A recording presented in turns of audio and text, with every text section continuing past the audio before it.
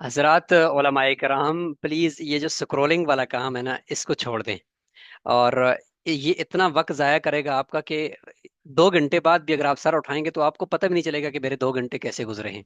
یہ ہمارے یکسوئی کو ختم کر رہا ہے، ہماری ساری چیزوں کو ختم کر رہا ہے. آپ سوشل میڈیا کی اس طاقت کو سمجھیں کہ یہ کتنی بڑی طاقت ہے کہ آپ اگر ایک پروفیشنل طریقے سے ایک پیغام اپنا ریکارڈ کر کے صحیح طریقے سے ڈالتے ہو تو کتنے سینکڑوں ہزاروں لوگوں تک وہ پیغام چلا جاتا ہے اور وہ آپ کے لیے صدقہ جاریہ بن جاتا ہے. لہٰذا اس چیز کو سمجھیں، اس کی طاقت کو سمجھیں اور اس کو سیکھیں. اور ایک میں نے جملہ پڑھا آج ایک ساتھی کے اسٹیٹس پر لگا ہوا تھا کہ جو بے قابو نفس ہوتا ہے نا، بے قابو نفس، وہ خطرناک بھیڑیے سے بھی زیادہ خطرناک ہے. کیوں؟ اس لیے کہ وہ وہ آپ کے یعنی وہ آپ کے قابو سے باہر ہو گیا ہے. اب وہ کچھ بھی آپ اس پہ دیکھو وہ آپ کو دکھانے کے لیے مجبور کرے گا، وہ کہے گا کہ اس کو دیکھو.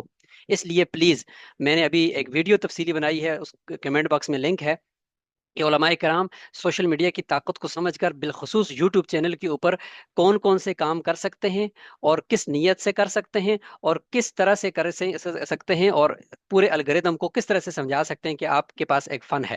اور چونکہ آپ کے پاس ہے، ضرور ہر ایک کے پاس ایک فن ہوتا ہے، تو پلیز اس کے اوپر آ کر آپ کام کریں.